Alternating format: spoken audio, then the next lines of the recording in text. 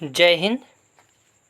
आज के सेशन में हम देखेंगे कि सुपर टेट में जो भर्ती आई थी पिछले वर्ष मतलब 68,000 वाली और 69,000 वाली वैकेंसी, उसमें हिंदी में कौन कौन से प्रश्न पूछे गए हैं, उन सभी के बेस पर हम देखेंगे और उनसे रिलेटेड क्वेश्चन को करते हुए आगे बढ़ेंगे, जिससे ये पता चल जाएगा कि जो आगामी सुपर टेट होने वाली है इसमें कहाँ से क्वेश्चन बन सकते हैं। तो आज के सेशन में हम हिंदी के जो PYQ है यानी 68,000 और 69,000 में जो प्रश्न पूछे गए हिंदी में उन सभी को देखेंगे और ये सेशन आपको मोस्ट इम्पॉर्टेंट रहेगा आपके लिए, क्योंकि इस सेशन से समझ में आ जाएगा कि पीछे कौन सा क्वेश्चन कैसे पैटर्न पर पूछा गया है। हालांकि सिलेबस भले इधर उधर थोड़ा सा हो जाता है, लेकिन चैप्टर वही होता है और क्वालिटी वही होती है, ग्रामर वही होता है। तो इससे हम यह गेस कर लेंगे कि हिंदी में क्वेश्चन कैसे पूछे गए हैं और हमको किस प्रकार से तैयारी करनी चाहिए। और ये जो फाइल लगी है यहाँ पे सीटेट की बुक भी मतलब PDF भी आपको मिल जाएगा और यस्टेट का भी PDF आपको मिलने लगेगा। अभी उसकी जो उस पर काम किया जा रहा है।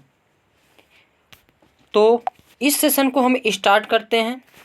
ये प्रश्न जो पूछे गए हैं प्रश्न को देखेंगे और उससे रिलेटेड पॉइंट को हम देखते हुए आगे बढ़ते हैं।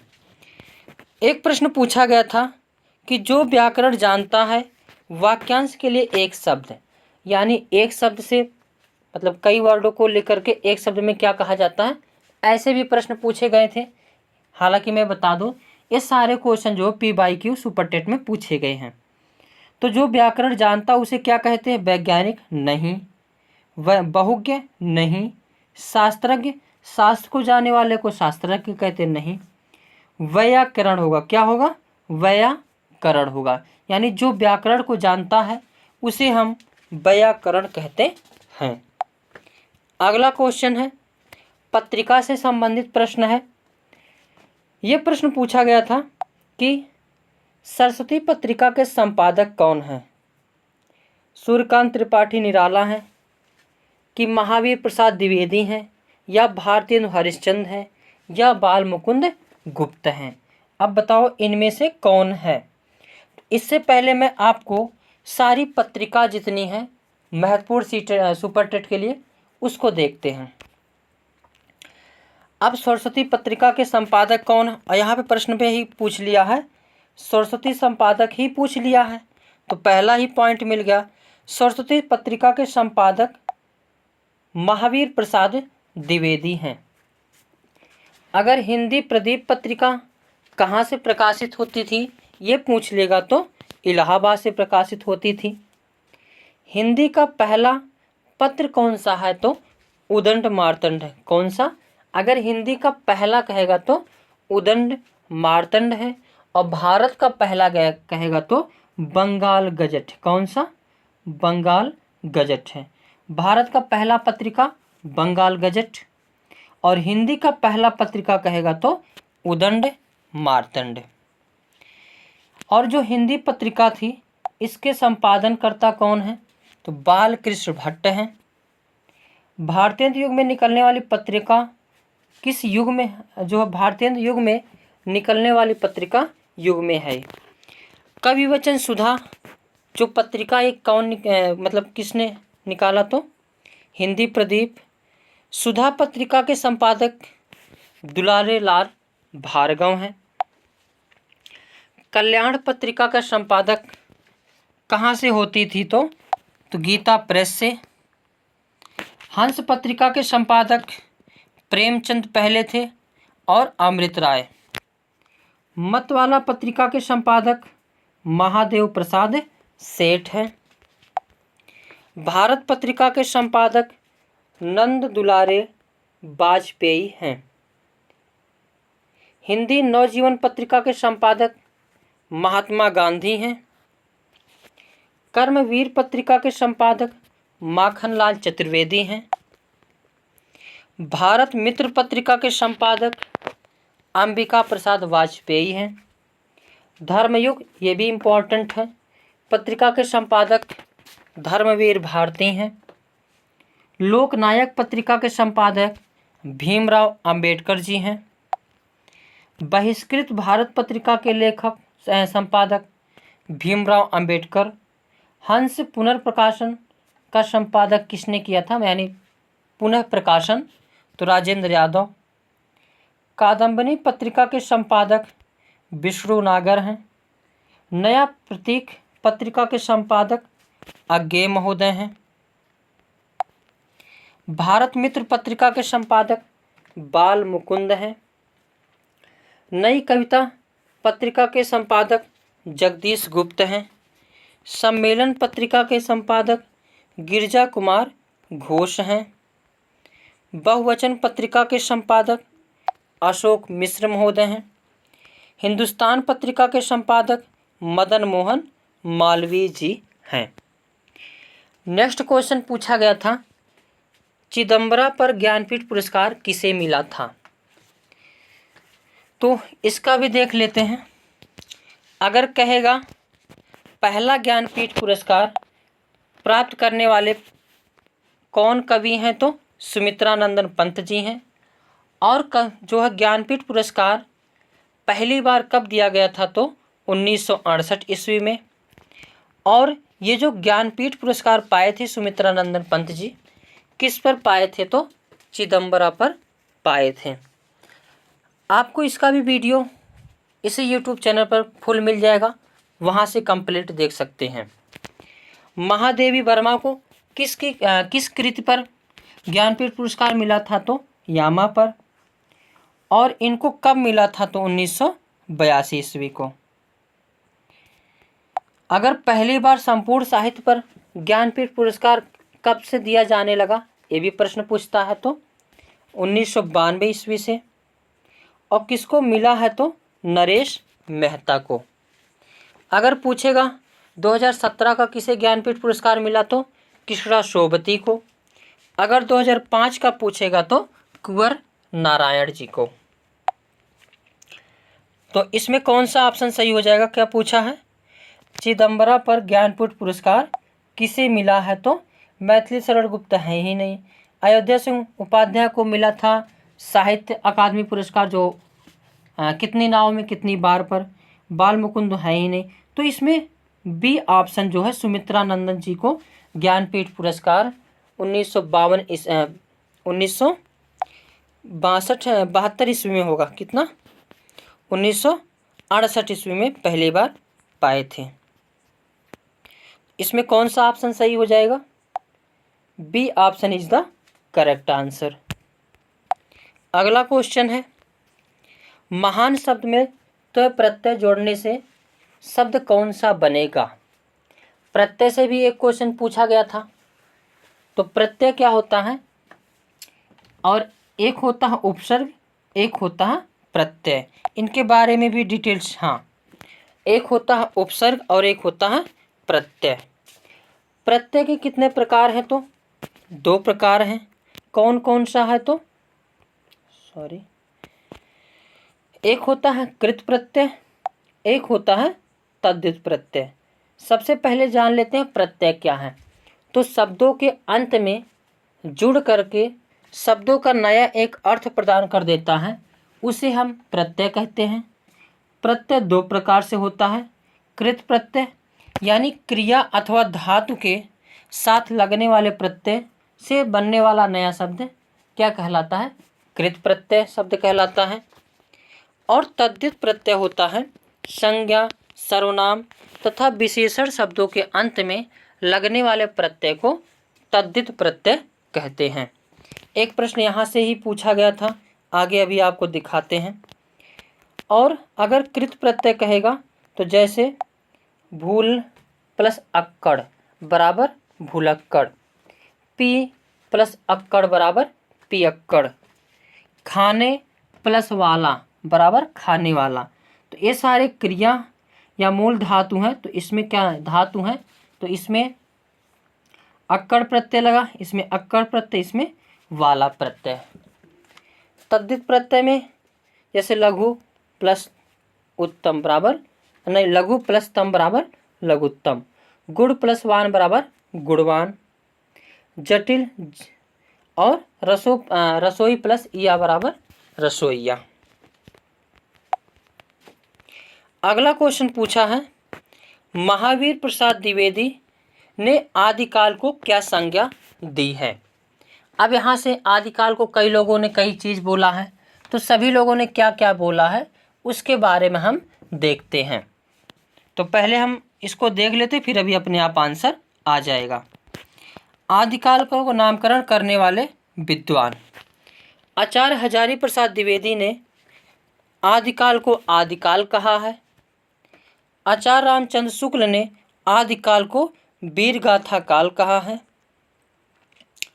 राहुल सांकृत्यायन महोदय ने आदिकाल को सिद्ध सामंत काल कहा है। क्या कहा है? सिद्ध सामंत काल कहा है। अगर हम मिश्र बंधु ने क्या कहा तो प्रारंभिक काल कहा है। महावीर प्रसाद द्विवेदी ने वीरगाथा काल को बीजवापन काल कहा। महावीर प्रसाद द्विवेदी ने आदिकाल को बीजोपन काल कहा है। डॉक्टर राजकुमार वर्मा ने आदिकाल को संधिकाल एवं चारण काल कहा है। जॉर्ज ए गिरेसन महोदय ने भी चारण काल कहा है। मोहन अवस्थी एवं सुमन राजे ने आदिकाल को आधार काल की संज्ञा दी है। क्या नाम दी है? आधार काल की संज्ञा नाम दी है। कुछ इम्पॉर्टेंट पॉइंट को देख लेते हैं जो एग्जामिनेशन के लिए इम्पॉर्टेंट हैं। रामकुमार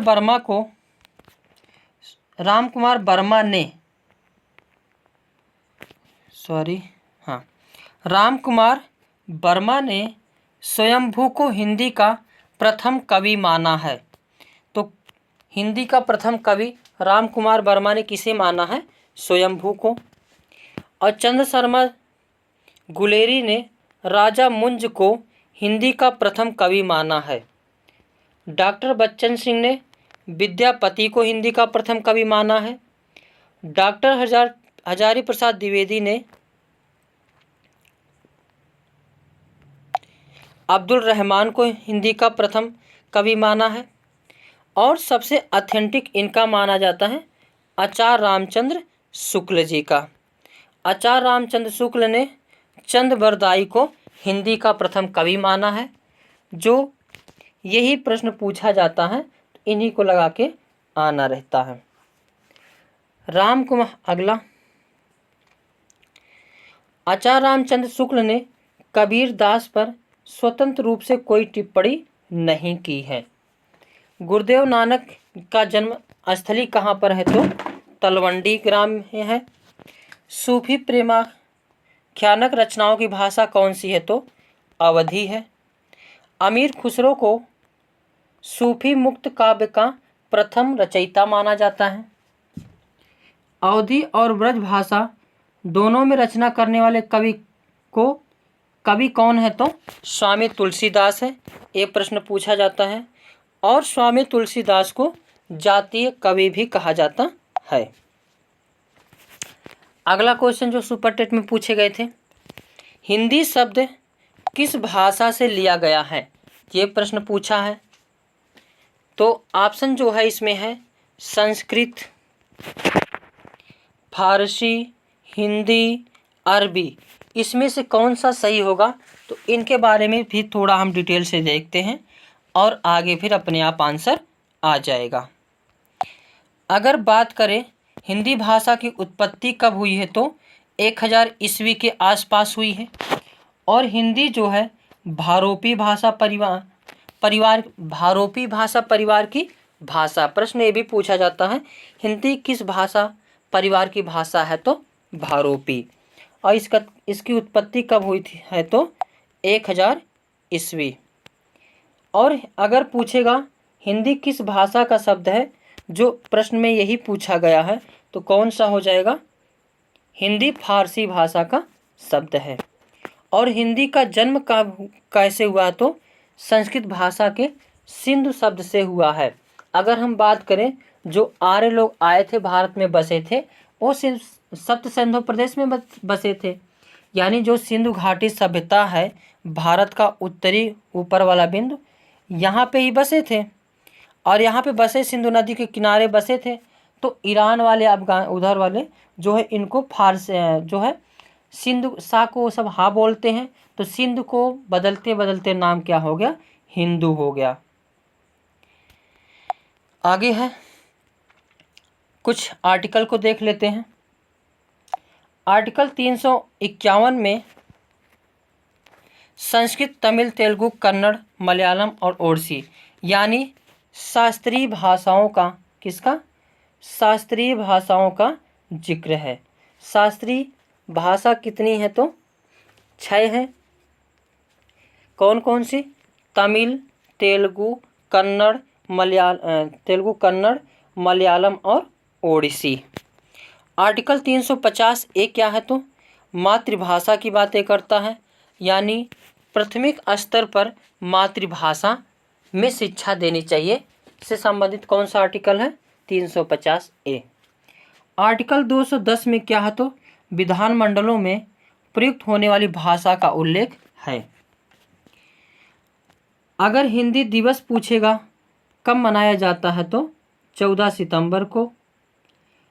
10 जनवरी को क्या मनाया जाता है, तो विश्व हिंदी दिवस। और मातृभाषा दिवस कहेगा तो 21 फरवरी को मनाया जाता है। ये डेट इम्पॉर्टेंट है। 14 सितंबर को विश्व हिंदी दिवस, 10 जनवरी को विश्व हिंदी दिवस, 21 फरवरी को मातृभाषा दिवस मनाया जाता है। अगला क्वेश्चन पूछा गया था सुपर टेट में, निम्नलिखित में से तत्सम शब्द बताओ। अब इसका मैं भी वीडियो अच्छा ट्रिक से बनाया हूँ, लेकिन इसको भी देख लेते हैं। इसमें है तत्सम शब्द बताना है। और पहली बात, तो अगर विसर्ग दिखेगा तो तत्सम में रहेगा, लेकिन ये वाला दिखेगा तो तद्भव में रहेगा। तो आँख में हम ऐसे वाला करते हैं, ये तद्भव होगा, तत्सम होगा नहीं। पाँव में ये वाला रहता है तो ये तो होगा नहीं। गांव में ये वाला रहता है तो ये तो होगा नहीं, क्योंकि ये किस में प्रयुक्त होता है, तो तद्भव में प्रयुक्त होता है। इसका शानदार ट्रिक्स मैं यूट्यूब चैनल पर पढ़ाया हूँ, वहाँ से आप देख सकते हैं। और अगर री की मात्रा दिख जाए, कटा पीटा शब्द दिख जाए, खष्टी सा दिख जाए, या दिख जाए, बड़स सा दिख जाए, ये सब जो है, या री की मात्रा दिख जाए, ये सब किस में आते हैं, तो तत्सम में आते हैं। इसलिए इसमें तत्सम शब्द कौन सा हो जाएगा, गृह। अगला क्वेश्चन है, इसमें अलंकार बताना है कि कौन सा अलंकार है। पहले हम देख लेते हैं। बीती बिभारी जागरी, अंबर पनघट में डुबो रही, तारा घट उषा नागरी। इसमें कौन सा अलंकार है, कमेंट बॉक्स में तुम लोग बताओ। और आगे हम जो है इसको देखते हैं। अब अलंकार कितने प्रकार से मुख्य रूप से होते हैं, तो 2 प्रकार से, एक शब्दा, एक अर्था। शब्दा में अनुप्रास अलंकार, यमक, श्लेष, वक्रोंत और विवक्षा। कभी कभी प्रश्न छाटने को भी आ जाता है, इसमें से बताओ शब्दालंकार कौन से हैं। तो इतना मोस्ट इम्पॉर्टेंट है, याद कर लीजिएगा। अनुप्रास में है शब्दों की आवृत्ति होती है, यमक में है शब्द एक अर्थ अनेक, जैसे कनक कनकते सौगुनी, एक कनक का अर्थ है धतूरा, एक कनक का अर्थ है सोना। श्लेष का शाब्दिक अर्थ होता है चिपका हुआ। और श्लेष में क्या होता है, श्लेष का शाब्दिक अर्थ चिपका हुआ, यानी एक शब्द के अर्थ कई अनेक होते हैं, उसे हम श्लेष अलंकार कहते हैं। अब वक्रोंत अलंकार कहेगा, मतलब कहा जाए कुछ और सुना जाए कुछ। विवक्षा अलंकार, ये सभी अलंकार कौन से हैं, शब्दालंकार हैं। उसके बाद अर्थालंकार में उपमा, रूपक, उत्प्रेक्षा, मानवीकरण, विरोधाभास, संदेह, अतिशयोक्ति, भ्रांतिमान, विभावना और अन्योक्ति, ये सभी अलंकार अर्थालंकार में आते हैं। उपमा में सा सी से सम सरिस अगर कहीं दिख जाएगा तो उपमा लगा देना। रूपक में सा सी से सम सरिस नहीं दिखेगा तो रूपक लगा देना। उत्प्रेक्षा अलंकार, मानवीकरण में हर चीज़ को मानव के रूप में मान लिया जाता है। विरोधाभास में जहाँ राम नाम के मुख में बगल में छुरी ऐसे कुछ है तो वहाँ हो जाएगा। संदेह में यहाँ पे संदेह रहता जहाँ जैसे नारी बीच साड़ी एक साड़ी बीच नारी है। भ्रांतिमान में वही चीज़ मान लिया जाता है, जैसे बढ़िया एग्जाम्पल है हाथी वाला, हाथी और सांप वाला, जो हाथी उसको ईख समझकर उठा लेती है। इसका फुल वीडियो आपको इसी यूट्यूब चैनल पर मिल जाएगा, वहाँ से आप देख सकते हैं। अगला है यद्यपि सुजति सुलक्षिणी सुबरन सरस सुवृत्त भूषण बिनु विराजई कवितावंता मित्र। ये जो है किस मतलब जो ये पंक्ति दी गई है ये किस कवि की है, इसमें ये बताना है। तो इसका आंसर जो है कमेंट बॉक्स में आप सभी लोग लिख करके बताएं। हालांकि इनका मैं अभी बता दूंगा। आगे है निम्नलिखित में से कौन सा शब्द सरस्वती का पर्याय नहीं है, यानी पर्यायवाची से भी एक शब्द क्या किए गए थे, पूछे गए थे। वीणापाणी तो है, भारती है, वाग्देवी है, जबकि चांदवी जो है यह नदी का पर्यायवाची है, यानी नदी का पर्यायवाची क्या है, यमुना का जाह्नवी है। तो पर्यायवाची से भी एक शब्द एक प्रश्न पूछे गए थे। अगला है मैं हम तुम आदि शब्द किसका है, तो संबंध सर्वनाम या प्रश्नवाचक सर्वनाम या अनिश्चयवाचक सर्वनाम या पुरुषवाचक सर्वनाम। तो इसके बारे में डिटेल से देखते हैं। सर्वनाम, सर्वनाम के कितने भेद हैं, तो 6, 1, 2, 3, 4 और क्या क्या है, प्रश्नवाचक और निजवाचक सर्वनाम। सर्वनाम के कितने भेद हैं, 6 हैं। पुरुषवाचक सर्वनाम में इसमें मैं हम तू तुम और इसके 3 पार्ट होते हैं, प्रथम पुरुष, मध्यम पुरुष और अन्य पुरुष। प्रथम पुरुष में जिससे मतलब जो बातें करता है वह प्रथम पुरुष, जिसके बारे में बातें होती है मध्यम पुरुष, नहीं जिससे बातें होती है सॉरी दोस्तों, जो बातें करता है प्रथम पुरुष, जिससे बातें होती है मध्यम पुरुष, और किसी के बारे में बातें हो तो वहाँ पर अन्य पुरुष होता है। उसके बाद दूसरा सर्वनाम है निश्चयवाचक सर्वनाम। इसमें यह वह यानी यह आदमी वही है या वह आम रखा है, यानी जहाँ से निश्चयता का भाव प्रकट हो वहाँ पे जो है, यानी निश्चयवाचक सर्वनाम यह वह। अनिश्चयवाचक सर्वनाम कोई और कुछ। संबंधवाचक सर्वनाम जो सो। प्रश्नवाचक सर्वनाम जहाँ से प्रश्न का भाव प्रकट हो, कौन क्या। निजवाचक सर्वनाम आप, अपना, अपने आप, यानी जो अपनत्व की भावना जहाँ जिस सर्वनाम से लगे वहाँ पे निजवाचक सर्वनाम होता है। सर्वनामों की संख्या कितनी है, तो 11 है। इनका नाम जरूर याद रखना क्योंकि यहाँ से प्रश्न आपको जरूर देखने को मिलते हैं। मैं, तुम, आप, यह, वह, जो, सो, कौन, क्या, कोई, कुछ, ये सर्वनाम होते हैं। और सर्वनामों की संख्या कितनी है, तो 6 है। अगला क्वेश्चन है महाप्राण व्यंजन कौन से हैं, तो व्यंजन से आ गया। व्यंजन में अघोष सघोष से पूछा जाता है, अल्प प्राण महाप्राण से, उच्चारण की दृष्टि से कंठ, तालव्य, मूर्धन्य, यहाँ से प्रश्न पूछे जाते हैं। इन सभी के बारे में भी हम डिटेल से देखते हैं, फिर आगे बढ़ते हैं। अच्छा, इसको मैं पहले बता दूं, अगर मैं कहूँ तो जो का उच्चारण स्थान क्या है, तो कंठ है। चा का क्या है, तालु है। टा का क्या है, मूर्धा है। ता का क्या है, दंतव्य है। पा का उच्चारण स्थान क्या है, तो ओष्ठ है। ट्रिक से याद कर सकते हो, अकुह विसर्ज्यानाम कंठ है, यानी छोटा आ बड़ा आ। और का उच्चारण स्थान क्या है, का मतलब का खा गा घा अंगा, कंठ है। इचू यसानाम तालु है, इचू यसानाम तालु है, यानी छोटी ई, बड़ी ई और चाछा जाझा यहाँ का उच्चारण स्थान क्या है? तालु है। ऋतु रसाणाम मूर्धा, यानी री और टा वर्ग, री और टा वर्ग का उच्चारण स्थान क्या हो जाएगा? तो मूर्धा है। और पा का और ता था दा धा का उच्चारण स्थान दंत है। और पा की पूरी लाइन यानी पा पा फा बा भा मा, इसका उच्चारण स्थान क्या है? ओष्ठ है। इसमें पूछा है महाप्राण, फर्स्ट, थर्ड और 5 स्पर्श व्यंजन का ये अल्प प्राण होते हैं और सेकंड और 4th ये सभी महाप्राण होते हैं। और बात याद रखना, सभी स्वर हमेशा अल्प प्राण होते हैं। अब इसमें अगर हम देखेंगे ऑप्शन से, तो पहला ऑप्शन का है, का तो अल्प प्राण हो गया, महाप्राण पूछा है, कट गया।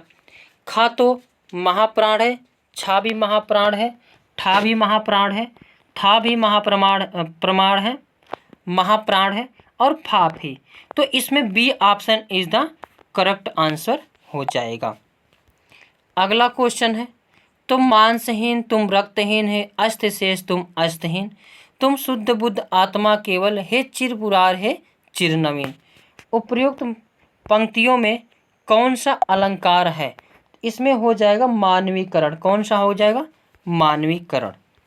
अगला क्वेश्चन है, निम्न में से कौन सा योजक चिन्ह है? क्या बताना है? योजक। ये तो पूर्ण विराम है, ये अल्प विराम जो है निर्देशक चिन्ह ये है, ये अल्प विराम है, और ये प्रश्नवाचक है। अगर योजक चिन्ह पूछेगा, निर्देशक चिन्ह या योजक चिन्ह एक ही होता है, तो इस प्रश्न का आंसर जो है थर्ड हो जाएगा। क्या हो जाएगा? ये वाला चिन्ह कौन सा है? योजक चिन्ह। चिन्ह के बारे में अच्छा, यहाँ पीडीएफ कैसे हो गया? यहाँ पे पीडीएफ देखते हैं, अभी मैं बता देता हूँ। तो इसमें जो है लग रहा है टाइपिंग महोदय जो है इधर उधर पीडीएफ, हाँ मिल गया। तो हिंदी में प्रयुक्त होने वाले विराम चिन्हों को देख लेते हैं। अगर कहेगा कामता प्रसाद के अनुसार विराम चिन्ह कितने हैं, तो हिंदी में 20 हैं। ये प्रश्न पूछा जाता है, इम्पोर्टेंट है। अब 20 को देख लेते हैं। अल्प विराम, जहाँ जो है कई नाम एक जैसे हो जाए तो वहाँ पे हम किसका प्रयोग करते हैं? अल्प विराम का। अर्ध विराम, यानी जहाँ थोड़ा सा रुकना रहे वहाँ पे अर्ध विराम का प्रयोग करते हैं। और उपविराम, जहाँ उपविराम का निशान कौन सा है? तो ये है। पूर्ण विराम, जहाँ पे पूरा रुकना रहे वहाँ पे पूर्ण विराम होता है। पूर्ण विराम का चिन्ह क्या है? ये वाला है। प्रश्नवाचक चिन्ह, यानी प्रश्न का जहाँ भाव हो वहाँ पर प्रश्नवाचक चिन्ह ऐसे लगाते हैं। विस्मयादिबोधक या आश्चर्य चिन्ह कौन सा है? तो ये है। निर्देशक चिन्ह, निर्देशक या डैश चिन्ह, डॉट डॉट डॉट होता है, मतलब ऐसे पूरा होता है ऐसे। कोष्ठक में बड़ा कोष्ठक, छोटा कोष्ठक और मझला कोष्ठक।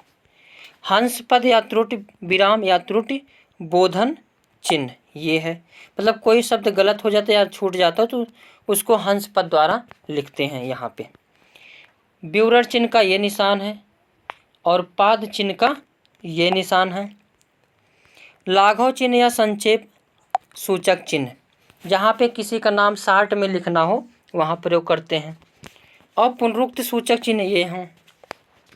उद्धरण चिन्ह या अवतरण चिन्ह ये है जो ऐसे हैं। उसके बाद आगे क्वेश्चन देखते हैं, फिर आगे देखेंगे कौन सा विराम चिन्ह पर हम लोग रुके थे। तो आ जाते हैं वहाँ पे, थोड़ा सा वेट।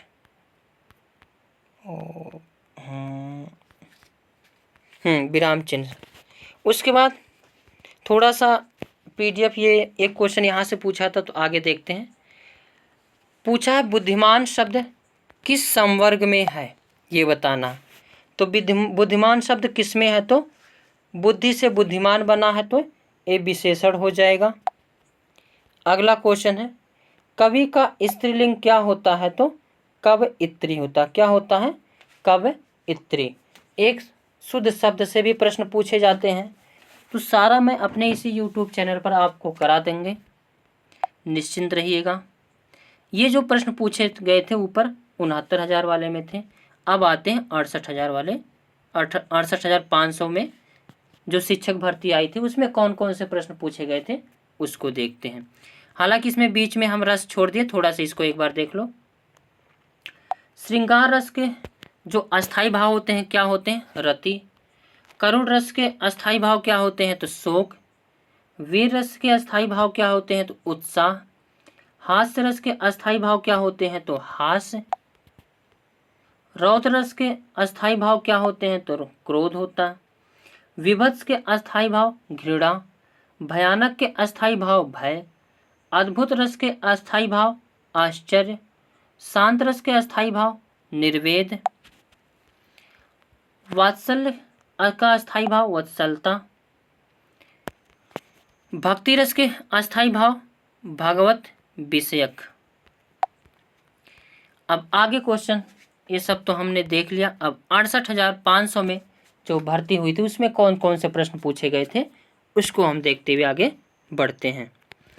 व्यूह शब्द का विलोम शब्द क्या है? तो अव्यूह होता है। तो विलोम शब्द से क्वेश्चन पूछा गया है, तो कुछ उसको देख लेते हैं। अंतर्मुखी का बहिर्मुखी, अंतरिक्ष का पृथ्वी, अतिवृष्ट का अनावृष्टि, आमिष का सामिष, अधम का धर्म, अमर का मर्त्य, संधि का विच्छेद, अनुराग का विराग, अर्वाचीन का प्राचीन, अर्जन का निर्जन, अंकुश का निरंकुश, अल्पकालीन का दीर्घकालीन, अधोगामी का ऊर्ध्वगामी, अत्यधिक का कम, अधोमुखी का बहिर्मुखी, आमिट का विलोम मिट, अनुरक्त का विरक्त, आज़ादी का गुलाम। तो आगे देखते हैं क्वेश्चन क्या पूछा गया था। अगला ये प्रश्न पूछा गया था कि उन्मेष में किस उपसर्ग का प्रयोग हुआ है? तो उत उपसर्ग का प्रयोग हुआ है। उपसर्ग से पूछ लिया प्रश्न, तो उस पर हमने देख लिए हैं। जिसके हाथ में चक्र हो के लिए एक शब्द क्या है? एक शब्द बनाने वाला ऊपर भी एक प्रश्न पूछा था और इसमें भी पूछा है। तो चक्रपाण या चक्रधारी या चक्रधर कहते हैं। आगे क्वेश्चन है। अब यहाँ पे समास, थोड़ा सा समास का क्वेश्चन क्या है, हाँ चलो थोड़ा सा समास डिस्कस कर लेते हैं फिर आगे बढ़ते हैं। अव्ययी भाव समास का ट्रिक क्या है? तो पहला पद अव्यय हो उसे हम अव्ययी भाव समास कहते हैं, या रिपीटेड कोई शब्द हो वहाँ भी अव्ययी भाव समास होता है। जैसे प्रतिदिन में प्रति अव्यय है, भर पेट में भर है, प्रत्येक में प्रति प्लस एक प्रति है, और रातों रात ये रिपीटेड शब्द है तो इसमें क्या होगा? अव्ययी भाव समास होगा। तत्पुरुष समास, इसमें तत्पुरुष समास के हालांकि कई भेद होते हैं, सिंपल याद रखेंगे तो इसमें कारक चिन्हों का लोप होता है। चिड़ी मार यानी चिड़िया को मारने वाला तत्पुरुष समास, अकाल पीड़ित यानी अकाल से पीड़ित तत्पुरुष समास, शोकग्रस्त यानी शोक से ग्रस्त तत्पुरुष समास, राजपुत्र, इसको इंपॉर्टेंट कर लेना, राजा का पुत्र तत्पुरुष समास। द्वंद्व समास में एक दूसरे के विपरीतार्थक शब्द होते हैं, जैसे माता पिता, भाई बहन, दान पुण्य। इसका ट्रिक बताओ तो बीच में योजक चिन्ह होता है। द्विग समास में पहला पद संख्यावाची होता है। क्या होता है? तो संख्यावाची। जैसे चौराहा, त्रिभुज, तिरंगा, दशानन, ये सभी में क्या होगा? तो द्विग समास होगा। कर्मधारय समास यानी जहाँ पे पहला वर्ड जो होता है यानी विशेषण विशेष का भाव हो वहाँ पे कर्मधारय समास होता है। जैसे मृग नयन, कमल नयन, यानी नयन है जिसके कमल के समान, नयन है जिसके मृग के समान, तो यहाँ पे विशेषता बता रही है यानी कर्मधारय समास। बहुब्रीहि समास, लंबोदर, दशानन, जिससे किसी तीसरे के भाव की प्रकट हो वहाँ पे बहुब्रीहि समास होता है। लंबोदर मतलब लंब है जिसका उदर, अर्थात गणेश। और दशानन, 10 है जिसके आनन, अर्थात रावण। तो यहाँ पे क्या हो जाएगा, बहुब्रीहि समास हो जाएगा। अगला क्वेश्चन पूछा गया था, जिसके पास तुरंत सोचने की शक्ति हो के लिए एक शब्द लिखिए। तो इसका हो जाएगा प्रत्युत्पन्न मति। क्या हो जाएगा, प्रति उत्पन्न मति। अगला क्वेश्चन है, वीर रस का अस्थाई भाव लिखिए। तो वीर रस का अस्थाई भाव क्या होता है, तो उत्साह। हालांकि इसको अभी हमने देख लिया, उसको फिर से रिपीट कर देते हैं। श्रृंगार रस का अस्थाई भाव क्या होता है, तो रति। करुण रस का अस्थाई भाव शोक। वीर रस का अस्थाई भाव उत्साह। हास्य रस का अस्थाई भाव हास्य। रौद्र रस का अस्थाई भाव क्रोध। विभत्स रस का अस्थाई भाव घृणा। भयानक रस का अस्थाई भाव भय। अद्भुत रस का अस्थाई भाव आश्चर्य। शांत रस का अस्थाई भाव निर्वेद। वात्सल्य रस का अस्थाई भाव वात्सल्य। भक्ति रस का अस्थाई भाव भागवत विषयक रति। हालांकि रसों की संख्या कितनी है, तो 8 है भरत मुनि के अनुसार, और सभी लोग मानते हैं 9, और अस्थाई भाव की संख्या भी कितनी है, 9। हालांकि वैसे देखोगे तो कितनी है, 11। आगे क्वेश्चन देखते हैं, कंघी का तत्सम शब्द क्या है। ये प्रश्न पूछा है, कंघी का तत्सम शब्द क्या है, तो कंकति या कड़कति। तत्सम शब्द तद्भव से भी प्रश्न पूछे गए थे। पर्वत के ऊपर की समतल भूमि को क्या कहते हैं, तो आदित्यका कहते हैं। क्या कहते हैं, आदित्यका। यानी कई शब्दों के लिए एक शब्द से कई प्रश्न पूछे गए हैं। अगला क्वेश्चन है, प्रधानमंत्री में कौन सा समास है। तो प्रधानमंत्री में कर्मधारय भी हो जाएगा, बहुब्रीहि समास भी हो जाएगा, और तत्पुरुष समास भी हो जाएगा। अगला क्वेश्चन है, राम का घर दूर है, इस वाक्य में कौन सा कारक है। यहाँ पे है, कर्ता ने कर्म को करण से संबंध काकी के रा रे रे। तो यहाँ पे जो एक का शब्द दिख रहा है, ये किसका है, तो संबंध को दर्शाता है, यानी संबंध कारक इसका आंसर हो जाएगा। अब जो आया है कारक शब्द से, तो पहचान है कर्ता का, कर्ता ने। कर्म को, अगर को शब्द दिख जाएगा तो कर्म कारक।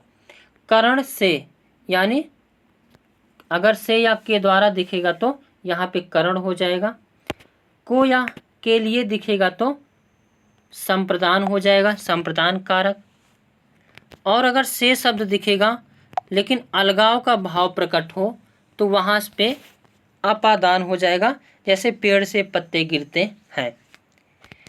अगर का की के रा री रे दिखेगा तो वहाँ पे क्या हो जाएगा, तो संबंध कारक हो जाएगा, जो प्रश्न इसी से पूछा है। अधिकरण में क्या होता, अगर कहीं में पे पर शब्द दिख जाएगा तो वहाँ पे जो है अधिकरण कारक होगा। अगर हे, भो, अरे, अहो, ओजी ये सब दिख जाए तो वहाँ पर संबोधन कारक होता है। आगे क्वेश्चन देखते हैं, वह अपना सिर खुजलाता है। यहाँ पे रहेगा सिर खुजलाता है। वाक्य में अकर्मक है या सकर्मक है, कौन सी क्रिया है, ये बताना है। अब जो है क्या खुजलाता है, सिर खुजलाता है। तो ट्रिक याद रखना, अगर क्यों का प्रश्न उत्तर मिल जाए तो वह सकर्मक क्रिया होगी, अर्थात क्रिया का प्रभाव कर्म पर पड़े तो वहाँ पे सकर्मक क्रिया होती है।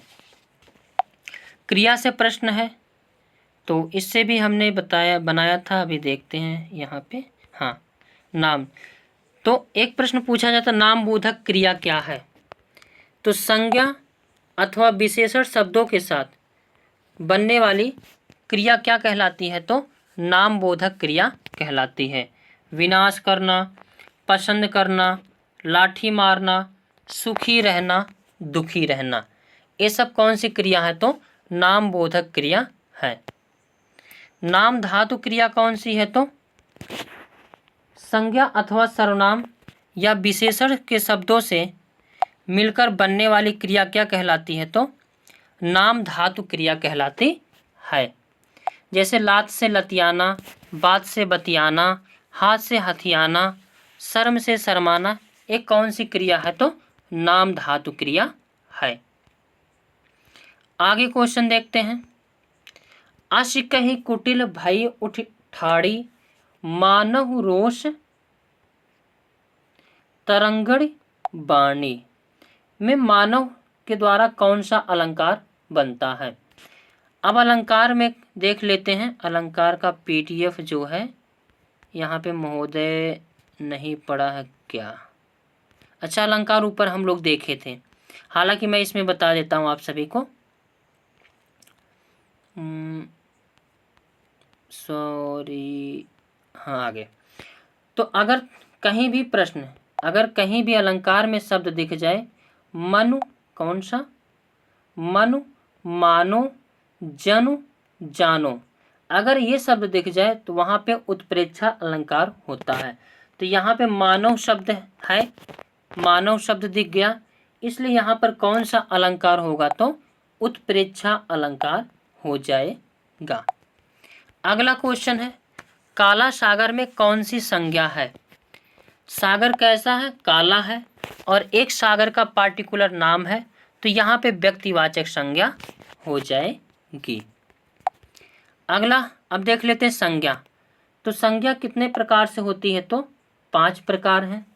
व्यक्तिवाचक संज्ञा, जातिवाचक संज्ञा, भाववाचक संज्ञा, द्रव्यवाचक संज्ञा और समूहवाचक संज्ञा। एक एक को देखते हैं। व्यक्तिवाचक संज्ञा क्या है? तो जिसमें व्यक्तियों के नाम हो, सुनील, रामचरितमानस, दीपावली, गंगा, यानी कोई भी चीज़ जिसका पार्टिकुलर नाम हो वहाँ पर व्यक्तिवाचक संज्ञा होती है। जातिवाचक संज्ञा में जहाँ पर पूरी जाति का ही बोध हो वहाँ पे जातिवाचक संज्ञा होती है। जैसे पक्षी, पशु, मानव, ये सालों जिसका बहुवचन बन जाता है वह जातिवाचक संज्ञा होती है। पक्षी का पक्षियों, पशु का पशुओं, मानव का मानव। भाववाचक संज्ञा में भाव, इसमें भाव दिखाया जाता है। जैसे मोटापा, ये एक भाव है, बुढ़ापा भाव है, मिठास भाव है, बचपन भाव है। द्रव्यवाचक संज्ञा क्या है? तो जिसमें द्रव पदार्थों के नाम होते हैं, जैसे सोना, चांदी, दूध, गेहूँ, जौ, चना, ये सब क्या हो जाएंगे? तो द्रव्यवाचक संज्ञा हो जाएंगे। यानी नाप जोख वाले वस्तुओं को द्रव्यवाचक संज्ञा कहते हैं। समूहवाचक संज्ञा क्या होती है? जिससे पूरे समूह का बोध हो उसे हम समूहवाचक संज्ञा कहते हैं। जैसे पुस्तकालय, दल, गिरोह, परिषद, ये सभी में कौन सी है? तो समूहवाचक संज्ञा। आगे देख लेते हैं। अगला क्वेश्चन पूछा गया है, मुझे उठा नहीं गया वाक्य में कौन सा वाक्य है? तो जहाँ पे नकारात्मक वाच्य कितने प्रकार से होते हैं? 3 प्रकार से, कर्तृवाच्य, कर्मवाच्य और भाववाच्य। कर्तृवाच्य में कर्ता की प्रधानता होती है, कर्मवाच्य में कर्म की प्रधानता होती है और भाववाच्य में भाव की प्रधानता होती है। तो इसमें अगर भाववाच्य का ट्रिक याद रखोगे तो ज़्यादातर निगेटिव शब्द दिखेगा, तो वहाँ पे भाववाचक संज्ञा, भाववाच्य वाक्य होता है। अगला क्वेश्चन है, चौराहा में कौन सा समास है? तो द्विगु समास है, या मतलब चौराहा यानी 4 रास्तों का समूह। तो पहला पद देखो संख्यावाची है, इसलिए यह क्या हो जाएगा? द्विगु समास हो जाएगा। तो इसमें तत्पुरुष समास भी पाया जाता है, लेकिन ज़्यादातर प्रश्न में जो है तत्पुरुष द्विगु समास ही लगा करके आना है। अगला क्वेश्चन है, लिखावट शब्द में किस प्रकार का प्रत्यय है।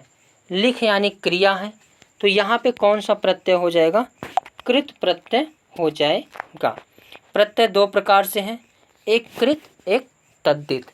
कृत प्रत्यय यानी क्रिया और धातु में लगकर बनने वाली क्रिया कृत प्रत्यय कहलाती है। मतलब क्रिया और धातु में मिलकर अगर प्रत्यय लगाकर कोई शब्द बनाया जाता है उसे हम कृत प्रत्यय कहते हैं। अच्छा, वाक्य कितने प्रकार से होते हैं, तो 3। एक होता है साधारण वाक्य या सरल वाक्य। इसमें एक कर्ता और एक क्रिया होती है, जैसे अभय पढ़ता है, तो यहाँ पे एक ही कर्ता है और एक ही क्रिया है, तो सरल वाक्य। मिश्रित वाक्य क्या होता है, तो इसमें एक मुख्य वाक्य और एक आश्रित वाक्य होते हैं। जैसे मालिक ने कहा कल छुट्टी है, तो यहाँ पे एक मुख्य वाक्य है और एक आश्रित। मालिक ने कहा, क्या कहा पता नहीं चल रहा है, कि कल छुट्टी है, तो यहाँ पे जो कल छुट्टी है इसका भाव इससे दिख रहा है, यानी एक मुख्य वाक्य है और एक आश्रित है, तो ये कौन सा होगा, मिश्रित वाक्य। संयुक्त वाक्य क्या होता है, तो साधारण और मिश्र वाक्य का मेल होना संयुक्त वाक्य कहलाता है। इसमें मेल जो होता है किंतु, और, इसलिए, अथवा, परंतु, ये शब्द देखने को ज़्यादातर मिलते हैं। और इसमें एक वाक्य दूसरे वाक्य के बिना नहीं चल सकता है। जैसे समय बहुत खराब है इसलिए देखकर चलना चाहिए। अगर कह दिया जाए देखकर चलना चाहिए, क्या पूरा नहीं हो रहा है, तो उसको पूरा करने के लिए एक सेंटेंस होना चाहिए, तो इसलिए यह क्या है, संयुक्त वाक्य है। तो आज अच्छा कुछ और पॉइंट देख लेते हैं। संविधान में भाषा कुल कितनी है, तो 22 भाषा है। भाषा का उल्लेख किस में है, तो आर्टिकल 17 में। किस अनुसूची में है, तो 8वीं अनुसूची में। अनुच्छेद पूछेगा तो 348 से 351 तक। और में राजभाषा का उल्लेख है। हिंदी दिवस 14 सितंबर, विश्व हिंदी दिवस 10 जनवरी, मातृभाषा दिवस 21 फरवरी। आगे कुछ और पॉइंट को देख लेते हैं। राजकाज की भाषा यानी 14 सितंबर 1949 ईस्वी को संवैधानिक रूप से हिंदी जो भारत की राजभाषा घोषित की गई थी, इसलिए हिंदी को क्या कहा जाता है, मतलब हिंदी दिवस कब मनाया जाता है, तो 14 सितंबर को। भारतीय आर्य भाषा कितने प्रकार से बांटा गया, तो 3। प्राचीन भारतीय आर्य भाषा काल जो 1500 से ईस्वी पूर्व से 500 ईस्वी पूर्व, मध्यकालीन आर्य भाषा काल जो 500 ईस्वी पूर्व से 1000 ईस्वी पूर्व, और आधुनिक आर्य भाषा काल जो 1000 ईस्वी से अब तक है।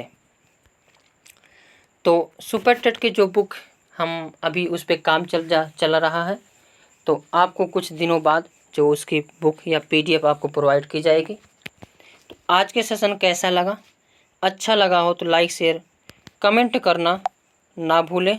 तो आज के सेशन में बस इतना ही। Thank you for watching.